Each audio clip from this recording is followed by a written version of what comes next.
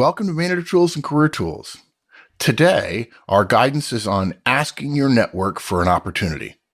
If, unfortunately, you get laid off and you're looking for another opportunity, you've got to be willing to reach out to your network. And there's a best way to do it. And we know because we tested different ways over the course of a couple of years. And you have to be willing to ask. You're not going to be as successful in your search if you're not willing to reach out to your network. So, asking your network for an opportunity, here we go. Are you remote right now? Does your team still need training? We're doing our best to offer support and training during these unique times. So we're offering a virtual effective manager training for remote groups. 5 sessions over Zoom for up to 30 people. One-on-ones, feedback, rolling out the Trinity, coaching, and delegation. The training includes roadmap and a personal license for every attendee. Schedule sessions over 5 to 15 weeks to allow for them to fit into your op tempo. Because, guys, remote or not, you still need to be effective.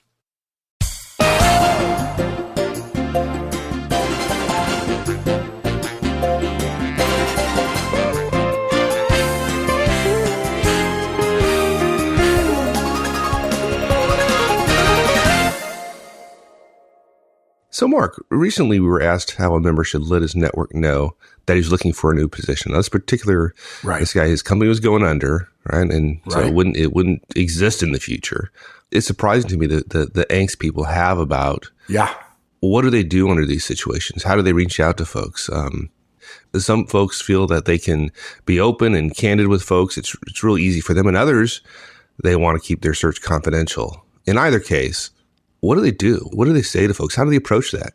Because his company's going under, it's easy. There's no negative, people may not understand that, but there's no negative repercussions for being at a company where it goes under, at least compared to getting laid off or getting fired, right? Yeah. So even though in his case, his search was unintended, there's probably a better word than that, or not self-inflicted, he could easily say, hey, look, I'm at XYZ, and unfortunately our company's clearing bankruptcy or whatever. It doesn't reflect on him, so he can be open. On the other hand, if you get laid off or if your company's doing well and you're leaving, people wonder, how do you ask people to help you in the search? And, this is Career Tools, and we try to get down to the specifics. And if you read 20 articles about this, you'll get all kinds of vague guidance about, yes, do talk to your friends. But people ask us, what exactly do I say? How do I say it? When do I say it? Where do I say it? And that's what this cast is about. So 4 recommendations. First of all, email is okay. You can reach out through email. There's some caveats there. We'll go through those. Okay. It's not perfect. You don't send broadcast emails out to everybody. Number 2, you don't go straight for the jugular. You begin by reconnecting with people. And number 3, give them some idea of what you want. And then number 4, the key when it comes to job searches is follow up, follow up, follow up. Okay. Now, I'm surprised to hear your first point that email is okay. I mean, you're Mr. Communication, right? And email is devoid a lot of the nuances of face-to-face or verbal communication. So I thought you were going to say Mr. Pain in the Butt or something like that, Oh, well, or Mr. Scold or something. Not on air. No, email. I might share that privately, but yeah. Look, it is far, far better to make personal contact with the people you want to help you. And to tell you the truth, I struggle with people who tell me things like, I'm really frustrated by my search. I sent out, a blast email. It's been 2 weeks. I haven't heard anything. Look, folks, if somebody included you in an email to 100 people, would you feel reached out to, or would you feel like you got spammed?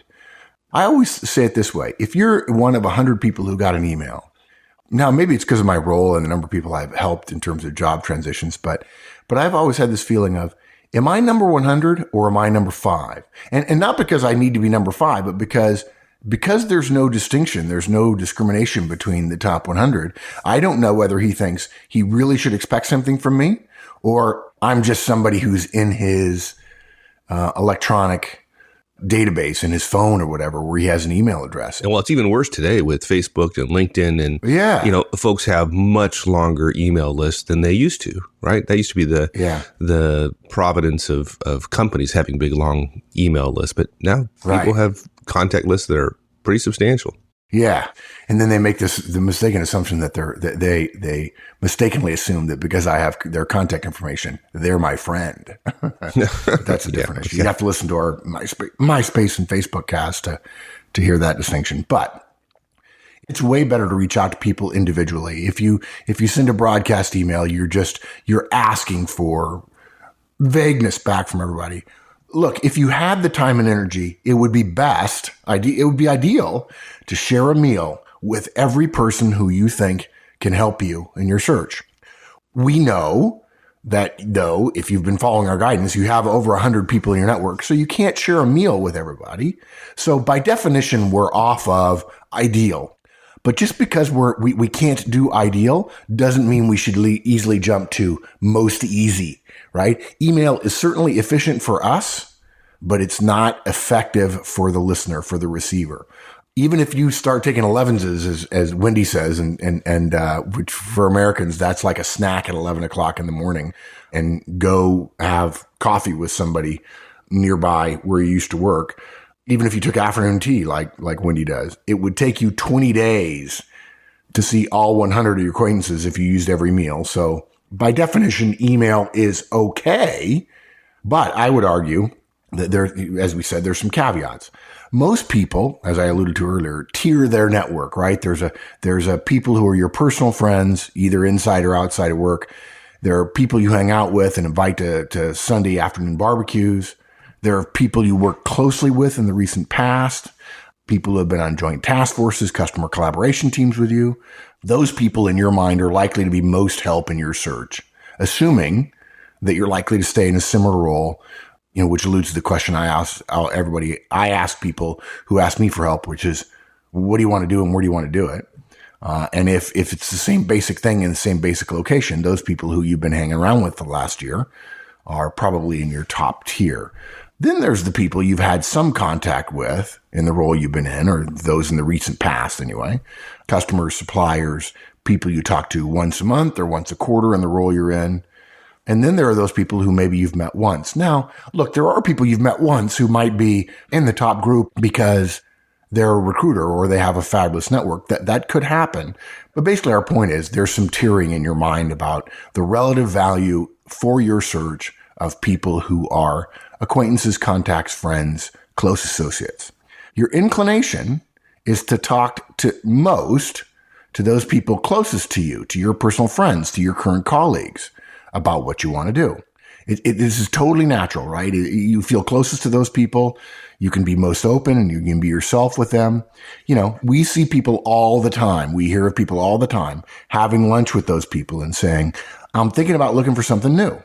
And the people they meet the least, those on the outside of the network, are the ones to send an email to. But folks, this is backwards. Okay. Yeah, look, it's totally okay to tier your network into those closest and those furthest away from you, furthest not being a linear distance, right? Think about it. Those closest to you are likely to have the most information to help you. If someone already works on your team, they probably have an immediate network that's very similar to yours. You probably know 80% of those same people. If you're serious about your search, you need to have the most direct and rich contact with those who are furthest away from the center of your network. Makes sense. Now, we understand that physical distance can make this hard, and we don't want to make it just about physical distance, but breakfast, 11's, lunch, afternoon tea, after work drinks, even dinner, with those people who may be a little bit more distant, who still are people you're going to let know that you're looking. If you send an email to 50 people, even if you do it individually, which is great, it's way better. God, it's way better than a blast. If you send an email to 50 people whom you barely know, I can promise you 90% of them are just going to ignore it because they understand that you barely know them. You're not calling them. You're not trying to have a drink with them. So therefore, you're taking the path of least resistance. You're making it easy for them to say no. And they probably think, oh, he's only sending an email because he knows I'm not going to do anything for him because I'm kind of on the outskirts of his network. And so it's easy. His email sends me a message that it's okay to say no. But look, those people who are most distant, offer to buy them a drink after work, offer to have lunch with them, right? If you don't know them very well, if you want to know them better, if you think knowing them better will help you get an opportunity, then okay, eat with them. Just say that. Hey, I want to get to know you better. Would you like to have lunch? Would you like to have a drink after work? Would you turn down someone who asked you that, who knew you? You might turn them down because you're busy or you have family obligations, but I think just because they say, I want to get to know you better, or hey, I'm thinking about expanding my network. I feel like there are all kinds of people I could know better. Shoot, I'd be motivated to do that. It's a little bit hard for me with my travel schedule, but it seems like every few client trips, somebody takes me aside and say, hey, look, when do you have to go to the airport? And I said, well, I don't go till tomorrow morning. They said, well, can I buy you a drink? Can I buy you and Mike a drink? Let's get to know each other better. You seem like guys who are really cool. I want to stay in touch with them. Yeah, okay. We'll go have a drink for half an hour and chat, and then we'll go back and do email. So, okay. Now, there are plenty of people listening to this going, I don't know if I want to do this. Right? Now, we're not suggesting that you should blow off your friends at all, in terms of, just send your friends emails. But even though we've caveated the people we're okay with you sending email to, email is okay. We'd rather you only send email to people you don't see in person regularly, and the people in the middle of your network in terms of those concentric tiers of closeness. But we do know you're going to send emails to some people, despite our guidance. And I'm just going to say it for the record here. It's not okay to blast out something from LinkedIn or a Facebook announcement or a tweet or a mass mailing. Well, okay, you can do it. It's okay. It's just terribly ineffective. And it just makes it easy for people to read the email and then ignore it. Okay. We know you're protecting yourself from rejection by putting the least amount of investment into that person and that contact you're sending an email to. But look, again, this is where I was going with, it kind of annoys me that people say, I'm really frustrated that I'm not getting anything when I sent an email a couple of weeks ago. You put the least amount of investment in something, and then when you don't get a return, you're annoyed about it? That just doesn't make sense to me. If you want your contacts to be effective, there's going to be some risk, and that means reaching out to them, being personable about it, and staying in touch with them, which we'll talk about later. Good. Okay, so we reach out. So say we, even have, I have lunch with somebody. What do? Sit down and order food and then say, okay, do you know anyone who has a job? Yeah. I think people, listening are going to immediately react, well, okay, that wouldn't be the way to start. Yeah. But people worry about that. How do I start? I haven't talked to the person in 5 years. What is just sit down and ask for a job? You never ask that. Do you know anybody who has a job? You begin by reconnecting with the person. The fact is, we all do this naturally, but when we get into a job search, Wendy and I, Mike, we've seen some pretty unnatural behavior. If you run into somebody in the supermarket that lives near you, that works in a similar field and might have a potential opportunity for you, or know somebody who knows somebody, and you see them for the first time in a while, in a few months, what do you do naturally? What comes naturally? You say, hey, how are you? You wait for their response. And when you both said, I'm fine, you ask about their kids, their hobby, how they got on with building the shed they were talking about building, their vacation, whatever. That's how people reconnect with one another. Whether it's in person or by email, you begin by reconnecting. If I were going to send an email to somebody and I wanted to reconnect, even though, in fact, it may be that at some point in the near term, I'm going to want them to help me, the first thing I'm going to say is, hey, it's been a while. Hope you're doing okay. How were your holidays? Or, hey, how did the move go? Something like that. That's how you reconnect with people. If you're having a meal with somebody, don't get to the third step of the cast, which is giving them some idea of what you want, until your dinner plates arrive. By the way, that's a pretty standard etiquette technique, which is you don't talk about the main order of business of a meal until you're at the main course of the meal. So during drinks and during appetizers, if in fact those come, you're talking about family and friends and how things are going and so on. And you're catching up on them and they're catching up on you without clarity around, hey, I want X from you. So until then, until the dinner plates arrive, until the main course arrives, or until your lunch arrives, stay personal, stay away from the primary focus of the conversation. If you're having coffee, drink at least half of your coffee before you move to step 3.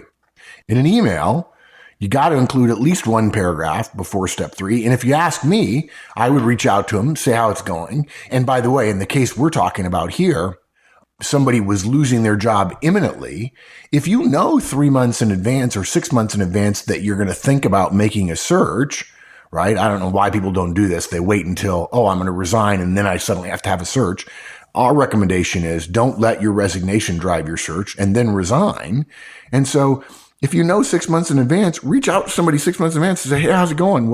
Just reconnecting. Thought about you the other day when I was at a baseball game. Maybe because you played baseball with them in college or you went to a ball game together when you were in an internship program at Accenture or whatever it might have been. And you reach out to them and you say, how's it going? And then you can send a couple of emails before you say, hey, by the way, I'm thinking about making a change. And by then you've warmed up this cold relationship enough that they're more likely to do something on your behalf. They're more likely to send an email. They're more likely to make a phone call on your behalf. But if you don't want to take that long, if your search is imminent, as in the case of this person whose company was going under, you've got to put at least one paragraph of chit chat, of personal stuff before you get to step 3. For you high Ds out there who want to get right to the point right in the beginning, you're wrong. In some cases, it's good to be a high D when a decision needs to be made. There are other cases when it's not good. This is a case where the first sentence is, hey, I'm trying to decide to change jobs. I'm wondering if you can offer me some help. If you haven't talked to this person, if you don't have a connection with them, if it hasn't warmed up a little bit, even a paragraph worth of warming up, it's going to hit them square in the face in a way that's not helpful. Look, the relationship between two people is a bit like a rubber band. The longer you've gone between conversations and the more trivial the subject, the more stretched the band is. And a stretched band is weaker, right? If you want to stress the band by asking for something, it's unwise to do it while it's already stretched. If you reconnect a little bit, it brings you closer together. You remind them of the shared values and shared interests, shared background you have. The band contracts somewhat, so it's stronger again. It can take stretching. It's much more likely to be able to take the stress you're about to put on it when you stress and say, hey, I need a favor. And look, that's another reason why you need to have a richer form of communication with those further away in your network, because those bands are already stretched. Now, I know there are some people who are saying, well, wait, I'm in San Francisco. The people most distant from me in New York, I can't have lunch with them. We understand that. For those people that you can, we want you to do that. And then we want you to wait and reconnect first before you start asking for things. Good. Well, I've said it before. I mean, Mike, how many times have I said it? People don't pay attention to their network. They're busy. They got their head down, right? They're working. Suddenly things aren't good for whatever reason. And now they've got to ask a bunch of people whom they haven't talked to in a year. They've got to ask them for help. And then they don't even put a warming paragraph in their email. Amazing to me. Frustrating. Yeah, that's amazing. It's unfortunate people don't get that, because when they most need their network, they're not prepared. It's terrible, frankly. Now, what about folks, they're not the brash ones. They're not the ones that are likely to sit down, have lunch with somebody, and just immediately blurt out before the waiter even arrives at the table that they need a job. Their concern is they understand they're asking a favor. They understand that the rubber band is stretched a little bit, and they're nervous. They're anxious about it and feel embarrassed, uncomfortable, and have a difficult time of telling somebody, hey, I'm looking for a job. Is there maybe a better way to think about that? Yeah, look, we know that. It certainly happens. But look, other people aren't mind readers, right? I mean, I can't imagine that the thing, maybe it's like pulling off a Band-Aid. You should just pull it off really, really fast. Just go ahead, boom, and ask for it. But that's one way to think about it, I guess. The people who are uncomfortable doing it are going to no, I'm not going to do that at all. But you have to ask them. I understand that people might feel embarrassed, but people aren't mind readers, and luck is what you make it to some extent. If you want that lucky coincidence, which leads to a great opportunity for you, you have to ask for it. And what I would say is this. I mean, we could probably talk people through that individually. It depends on where their fear comes from and so on. Since we're talking to tens of thousands of people right now, I would say if you want an opportunity to present itself, but you feel uncomfortable and so you don't do anything, then sorry, you may feel justified that you avoided the pain and suffering of the moment of fear and self-loathing that you have to ask for something when you really feel uncomfortable about it. But look, if you avoid that and you don't get what you want, don't complain to me. part of being a professional is doing what you're supposed to do when you're supposed to do it, whether you want to or not. And this is a case of being a professional. And so the conversation exists for you to tell people. Now, you can make it less excruciating for both you and for the person you're asking. Look, stay light, stay breezy. It helps. And I'm stunned by this. No, I can't get anybody to do this, it seems like. Practice what you're going to say out loud at home. We've recommended this a number of times before, including the Getting Fired cast, right? Me and Wendy can both say I was fired with a totally light and breezy tone because we've done it so many times. Wendy says it took her a lot more practice than me. If you say it often enough, it starts not to matter. You just say, well, how many times have I said at a conference? When people ask how the company was formed, I said, well, first I was a consultant and then Mike was a client. And oh, by the way, you know how you start a consulting firm, don't you? You get fired. That's what happened to me. I can make it a joke. It's not that big a deal. And I'm sure my former bosses wish they hadn't fired me now. And why can we say it? It's not because we wish that we would get fired tomorrow or that getting fired is a lovely moment in everybody's life, although it's a really helpful professional development moment.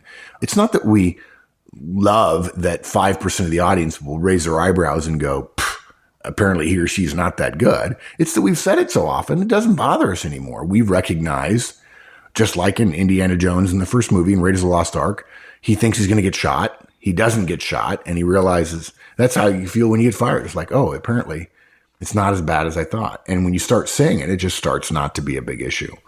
Okay, but let's flip it a little bit. What about a good example? You've been in the role for a couple of years, and you're looking for a step up. You're halfway through through your coffee one morning, and a pause comes up with someone whom you're having coffee with, and you say this. So, Bill, I've been at XYZ for a couple of years now. I love the company. I definitely want to stay in manufacturing, product manufacturing. It's great. But I'm beginning to think I'm ready for the next step. I'm thinking second line manager in a manufacturing plant in the Red Rock area in the next 6 months to a year. I'm not really in any hurry. I want to find the right thing for me. If you hear anything you think I might be interested in, will you let me know? And then you move on with the conversation. That's it. It's not hard. That sounds pretty easy. Yeah. And now, obviously, if you got fired, it may be hard. And so maybe you'll need to sit in front of the mirror and say, well, I got fired. And then I promise you, the first 20 times you say it, it's going to feel a little weird.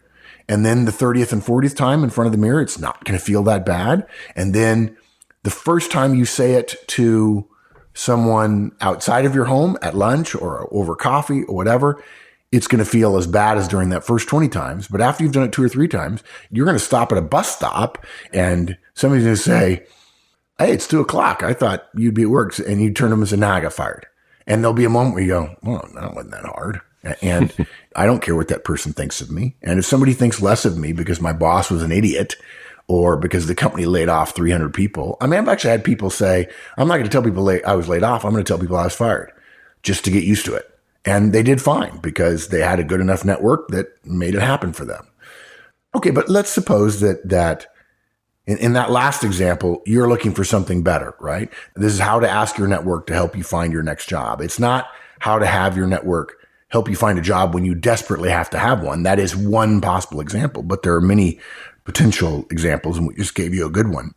But let's choose a more difficult one. It's the same situation. You're drinking coffee with Bill. The right moment comes up and says, hey, Bill, I'm sure you've heard I got fired from XYZ. Management and I agreed my performance and quality on the line wasn't good enough, so now I'm looking for something new. I think my strengths lie in shift organization rather than managing the line, so I'm looking to do that in the Red Rock area. I'd like to find something sooner rather than later, but obviously I'm looking for a better fit between my strengths and the company's needs this time. If you hear anything I might be interested in, would you let me know, please? Even that, which starts with an admission of guilt or fault, you can totally have in a light and breezy tone. If you think firing is terrible, and then you discover after talking to 100 people, which Wendy and I and thousands of other people have experienced, it's not that bad. Suddenly you realize I can talk about this breezily. It's not that big a deal. It is your emotional feeling about your self-worth that causes your potential statement of a negative to be a problem. Other people don't have a problem with it. Someone who's never met you before If you sent them a cover letter to a resume and say, I got fired from my last job because I didn't perform well, okay, that's going to be a strike against you. Okay. But you're not going to be having coffee. You're not going to be sending emails out to people who know nothing about you. The problem people have with stating something potentially negative about themselves, folks, I can assure you, you are disassociating yourself from the problem. The problem is not other people. The problem is you. And your fear, your self-doubt, your lack of self-confidence that it's going to be a bad thing. But I've been told by hundreds of people that got fired. It doesn't bother me terribly. I'm sure Mike's never been fired before because he's just the better of the two of us. And so, but he's been told, I got fired, and it's like, okay, fine, whatever. It happens. And I'd love to hear from people who say, yeah, I'd be willing to hear from a friend of mine that got fired. It's not the end of the world. They're a friend of mine, or I've worked with them before. I know how good they are. My opportunity perhaps to hire them. Apparently, I had heard before that his boss was a jerk, or the company was struggling, or whatever, or it wasn't a good fit. Okay. Stuff happens. Wow.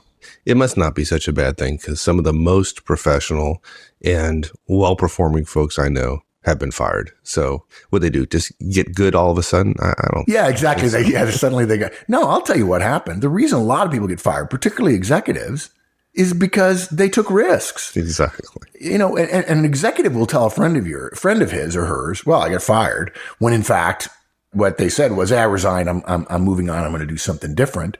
And, executives don't get fired unless they do something really egregious. They embezzle or harass somebody. Executives don't get fired. They get asked to resign to pursue other opportunities, and that's what they do. But they know they got fired. Why do you get fired? Well, if you're running a division and you believe the answer is not in the cheap products you've been doing, but an upscale product, and you try for 2 years to make your upscale product launch work and it doesn't work, you get fired. Somebody says, hey, this is not working out. We need performance here. And you've been slacking off on the core products that have brought in all of our revenue and margins for years, going after this thing you think, sorry, it didn't work, but it's not working. We need somebody to deliver the mail. And the person goes, yeah, you're right. Sorry. And when they're done, I'm amazed that people sit with them and they say, and people sitting with them are stunned to discover that the person says, no, I think I was doing the right thing. I just did it poorly. I would do the same thing over and over again. I don't believe that line, what they're doing now, is going to get them where they want to go. And so I had a different plan. Sometimes people say, no, I was wrong. I really realize now that they didn't have the skills, and I needed to wait a year or more before I tried to do what I was going to do. But they don't feel getting fired is a bad thing. They feel that not achieving their objectives is a bad thing. Right? They said they would and they didn't, but they don't blame the company for doing it. And they don't think it makes them any less of a person. Surely it couldn't if in fact they said I would do it again.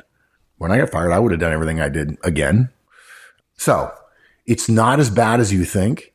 And of course, this cast is not just about that. If you're smart, folks, and you're thinking in the next year, if you're listening to this cast and sometime in the next year, you're going to be considering a move, or a move is possible, you need to start strengthening your network, reach out to them first, casually, informally, strengthen the friendship, unstretch the rubber band a little bit. And if you have time, don't mention the same email that you're thinking about moving. If you do have time and you can get together for coffee or lunch or breakfast or dinner or whatever, then bring it up at dinner. And ideally, if you have 2 dinners, great. In the first dinner, just get to know each other, and then 3 months, reconnect with each other. And 3 months later, then mention that you're looking. Yeah.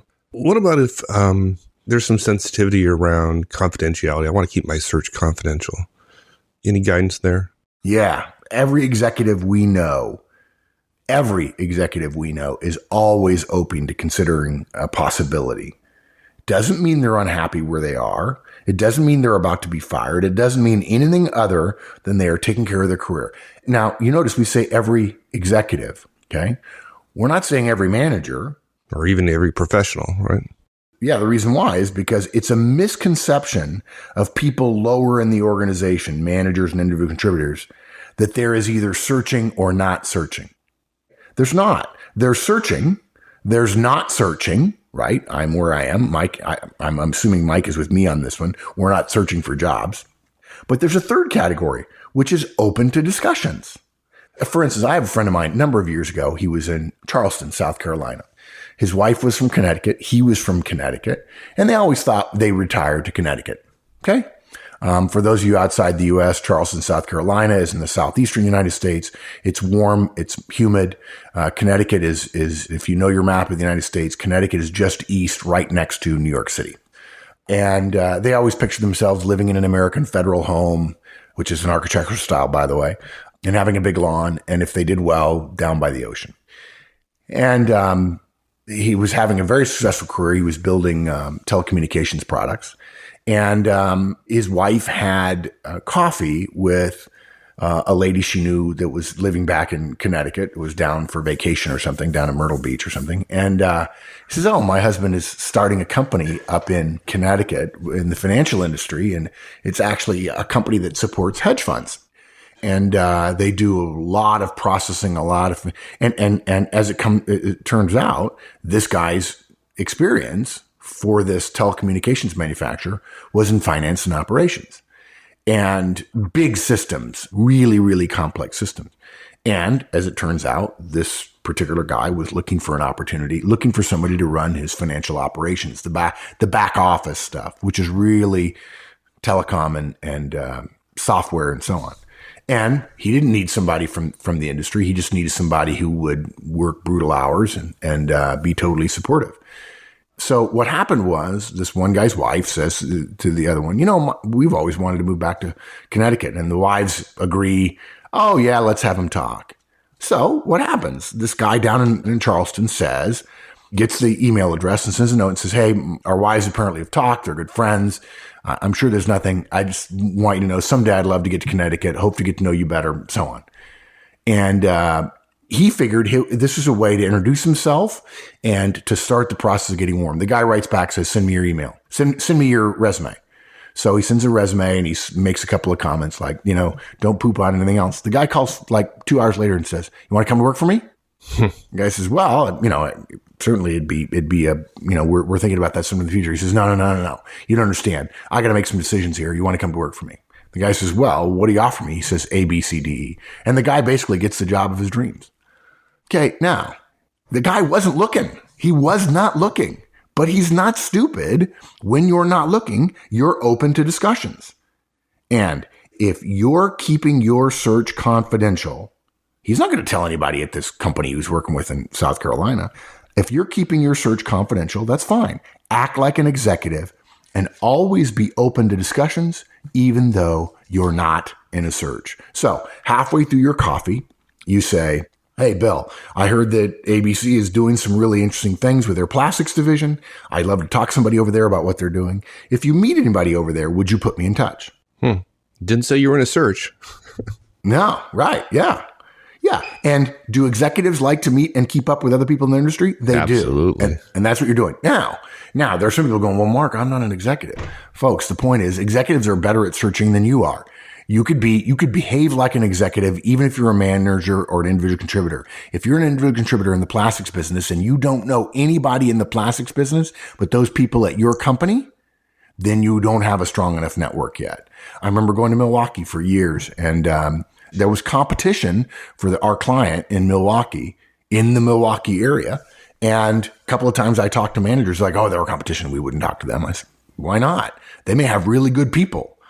I want my really bad people to go to work for them. And I want their really good people to come to work for us. I want 4 or 5 contacts over there, right? Just because you never know. It's not because I'm searching. It's because I'm smart about the industry. And the more I know about what they're doing, that might be helpful to me in some other way about competitive information or just about industry information in general.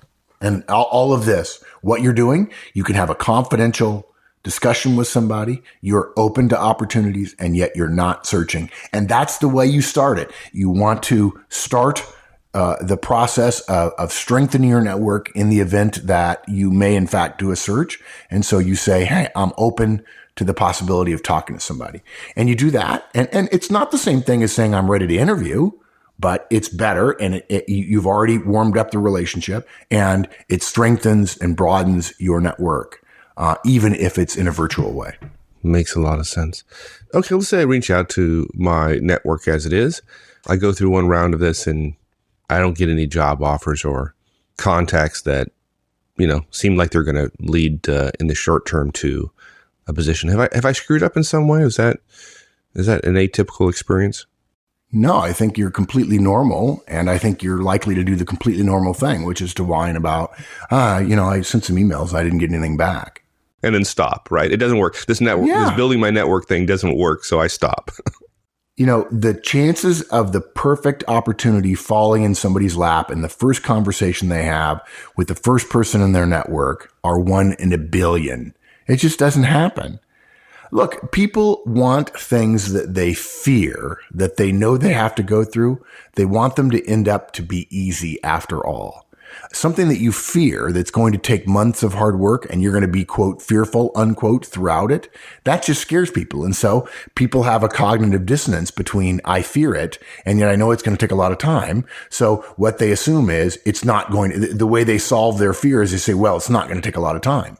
And then they compound their fear with complaining that, it didn't happen immediately. Yeah, I mean, I planted the seeds, I watered them, and they didn't grow. I can't believe it. It's been a whole 2 days. Yeah, it's been 2 days. Yeah. So look, it doesn't happen. You have to keep working at it. Luck is the residue of design. Fortune favors the prepared. Okay? If you're in a search, even a casual, long-term, I'll move when I find the right opportunity search, you need to keep reaching out to your network. People will help you, but they're unlikely to do it if you don't remind them. Now, you can't whine after the third one, gee, I thought you'd be a better friend in this way, but you can reach out every month, for months, to somebody. Hey, still looking, just want you to know, keeping my options open, okay? Think of somebody you know at work who drives more or less the same route as you. One day their car's in the shop. If they asked, would you give them a ride? Sure you would. Yeah. Would you then ask them every day, do you need a ride today? No, you wouldn't. Would you feel bad if a month later they said, my car's in the shop again? Would you mind giving me a ride? No, you wouldn't. Now, if they ask every week for months, you might be a little bit put upon. But if it's a couple of times and they did something for you in return, if they brought you your lunch one morning or whatever, since you're going out of your way a little bit, you'd probably do it. And that's what it's like with your network. People are selfish. In fact, Mike, didn't you recommend a book called The Selfish Gene to me a number of years ago? I did. Mm-hmm. Yeah. Folks, in order to have political systems which believe in individual rights, there has to be some selfishness, which the word, of course, has bad connotations. But you have to be somewhat self-motivated as an individual. It's the human condition to be primarily concerned with ourselves. When we're reminded of others, we're more willing to help them than if we hadn't thought about them in 6 months. In order to get somebody to help you, they have to be reminded about you. You have to be the one doing the reminding. If somebody gives you a lead or some help in some way, you even then follow up. Please follow up on the lead that they recommend. You don't know how many times we get emails from people saying, help me, please. We help them, and then we never hear from them again. We don't know if our help actually helped them or hindered them. It's like, no, I'm not helping him again, right? There are a couple of people in the hundreds of thousands that listen to us, and the shows have been downloaded millions of times. There are a couple of people, Tom Hausman is one, who every once in a while sends me a note and stays in touch. Probably of all the people, other than there's probably about 10 or so folks over the course of the last 6 years that have reached out to me on a regular basis. And Tom Hausman is the most consistent. And he just sends a note every once in a while saying, hey, this happened to me, or I want you to know that this happened to me. He asked me for a favor recently. I was able to help him, and he followed up with me and has stayed following up with me about the favor he asked me for. It's amazing. And I have people all the time coming to me after the conference saying, I want to stay in touch, and then they don't. And we know that this podcast is likely to fall on deaf ears. We understand that. And this goes back to the old, it's a manager tool slogan, which is, in the land of the blind, the one-eyed person is king or queen. When it comes to a search, when it comes to asking your network for an opportunity, staying in touch is the thing that will make you the one-eyed king or queen. Literally. So few people do it. 95% of the time, nothing happens. It's as if it fell into a long, deep well. Say thank you to people for the stuff they do for you and follow up. If you will follow up, even if you mess up and you bring up that you're in a search too early when you're having coffee or having lunch, you'll still be okay if, in fact, you follow up. But too many people want it to go away because they fear it. And then when it lasts a long time, they compound their fear with complaining that it wasn't the way their fear asked them to have it be, which is short. And it's not going to be short, but it works. So email is okay. It really is, but you're probably going to do it backwards. You're going to send email to people furthest away from you in terms of your tiering of your network. And we recommend it the other way around. Always remember, begin by reconnecting. Don't immediately jump to the bottom line. That's not the way you have a conversation with a friend or a professional associate about something that benefits you. Give them some idea of what you want. Stay light, stay breezy. Don't say, I really need this, because that'll scare them. And then you've got to follow up. You've got to follow up. For some reason, people think that asking their network for help is incredibly difficult. It's not. Look, I'll give you an easy way to think about it. You're going to ask 100 people and 5 are going to help. So it's easy to ask. 95 people are going to say no. So they're not going to do anything. Fine. Right? It's easy. This is easy. If I know they're not going to do anything, it doesn't hurt to ask. Yeah. And conversely, if you know only 5 of 100 or 5% are going to respond, you better get to that 100 if you want to have any shot. Exactly. Right. You better do it. It's basic human behaviors and politeness that make this thing work. And the last part of that is follow up, follow up, follow up. Cool. All right, my friend. Thanks. Thanks, partner. Yeah, we'll see you. Thanks, everyone. That's it. We'll see you next week. Meantime, have a great one. So long.